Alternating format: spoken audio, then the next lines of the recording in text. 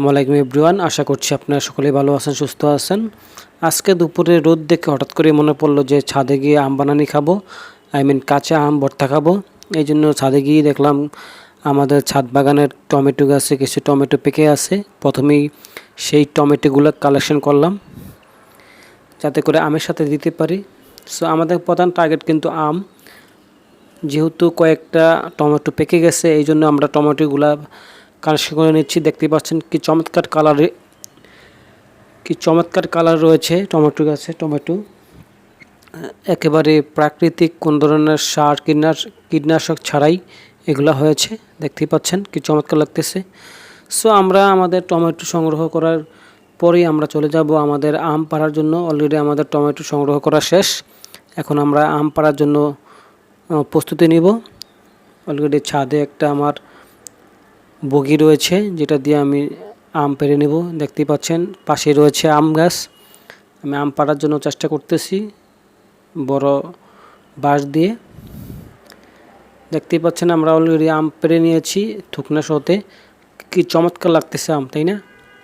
অসম্ভব সুন্দর কাঁচা আম।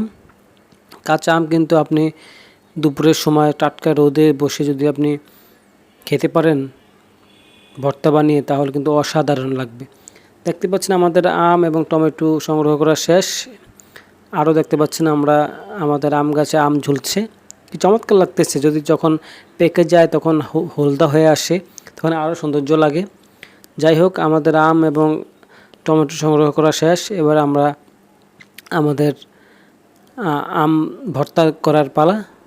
সো যারা আমার ভিডিওটি দেখছেন, আপনাদের কাছে কেমন লাগতেছে বা আপনারা কোত্থেকে দেখছেন অবশ্যই কমেন্টে জানিয়ে দিবেন।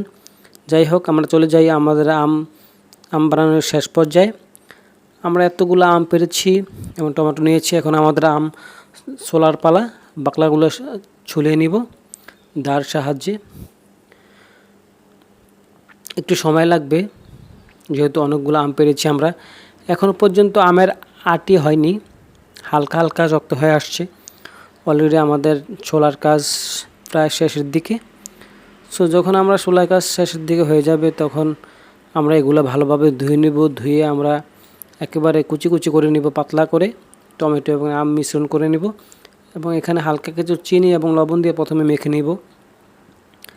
হালকা কিছু লবণ এবং চিনি মেখে দেওয়ার পরে আমরা এখানে শুকনো মরিচ এবং মরিচের গুঁড়া দিব, যাতে করে একটু ঝালটা বেশি হয়। দেখতেই পাচ্ছেন শুকনো মরিচ দিয়ে দিয়েছি এবং এখানে মরিচের গুঁড়া দিয়ে দিয়েছি।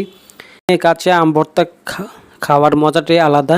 যারা খেয়েছেন তারাই বুঝছেন। আশা করি আপনাদের কাছে ভিডিওটি অত্যন্ত ভালো লাগবে এবং কেমন লেগেছে অবশ্যই কমেন্টে জানিয়ে দিবেন। ভিডিওটি শেয়ার করে দিবেন। সবাইকে ধন্যবাদ।